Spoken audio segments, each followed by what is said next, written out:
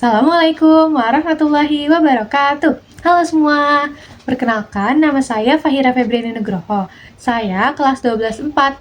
Kali ini saya akan berbagi materi tentang kondisi ekonomi di masa demokrasi liberal. Sebelum kita menuju kepada kondisi ekonomi di masa demokrasi liberal, kita harus tahu dulu nih, apa sih demokrasi liberal itu? Kapan terjadinya? Dan mengapa ada demokrasi liberal? Nah guys, jadi demokrasi liberal itu merupakan suatu kondisi di mana seluruh masyarakatnya itu dapat terlibat aktif untuk berpolitik, tentunya melalui perwakilan-perwakilan dari partai politiknya masing-masing. Lalu demokrasi liberal itu dijalankan dari tahun 1950 sampai 1959. Demokrasi liberal ini dipilih menjadi sistem pemerintahan Indonesia pada masa itu sebagai salah satu upaya untuk menarik simpati internasional, terutama dari negara-negara pemenang Perang Dunia Kedua. Jadi, sistem pemerintahan Indonesia itu rada keberat-beratan gitu deh, biar negara sana itu melirik ke Indonesia, agar mereka tuh mau mendukung perjuangan Indonesia selanjutnya. Oke guys, setelah kita tahu latar belakang dari demokrasi liberal, sekarang aku bakal sharing tentang kebijakan ekonomi apa aja sih yang diterapkan pada masa demokrasi liberal. Jadi, kebijakan yang pertama itu adalah kebijakan Gunting Syafruddin. Kebijakan ini dikeluarkan oleh Syafruddin Prawiranegara dan beliau ini adalah Menteri Keuangan di Kabinet Nasir. Kebijakan Gunting Syafruddin ini berlaku sejak 10 Maret sampai dengan 5 Agustus tahun 1950. Kebijakan ini dikeluarkan karena pada saat itu Indonesia tuh sedang mengalami inflasi karena ada 3 mata uang yang beredar. Cara penerapannya yaitu uang di Java Bank dan uang Nica yang bernilai 5 gulden ke atas dipotong menjadi 2 bagian. Yang bagian kiri itu untuk pemakaian pribadi dan sebagai alat tukar yang sah, lalu yang bagian kanan itu untuk obligasi senilai 3% per tahunnya.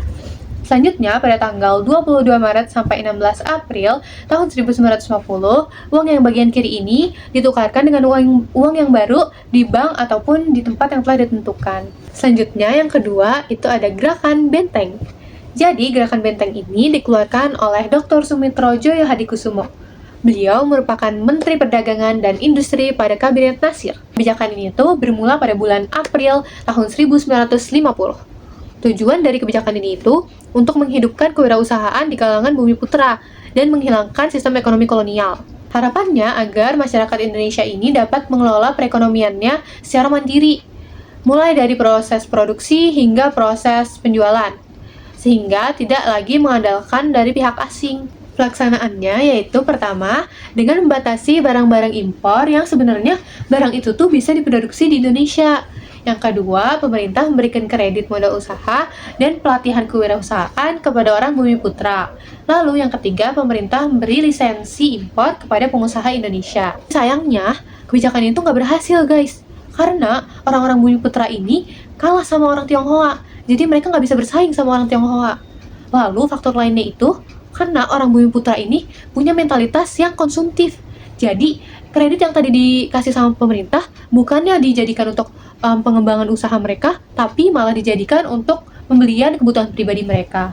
Lalu, terjadinya korupsi pada lisensi impor yang dilakukan oleh oknum pejabat. Ketiga, ada sistem ekonomi Alibaba. Jadi, kebijakan ekonomi Alibaba ini dicetuskan oleh Mr. Iskak Cokro Adisuryo.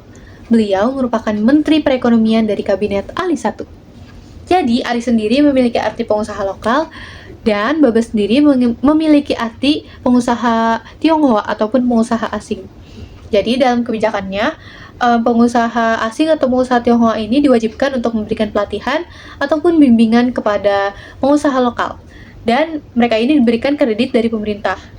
Tapi sayangnya, kebijakan itu nggak berjalan lancar lagi dan tidak berhasil.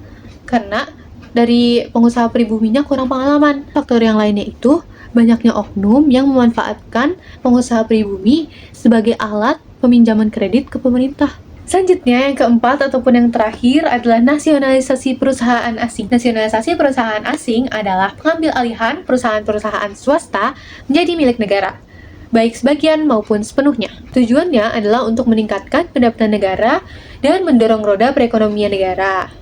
Selanjutnya, ada beberapa perusahaan yang diambil alih oleh Indonesia pada saat demokrasi liberal. Yang pertama ada Dejava Bank. Sekarang Dejava Bank menjadi Bank Indonesia.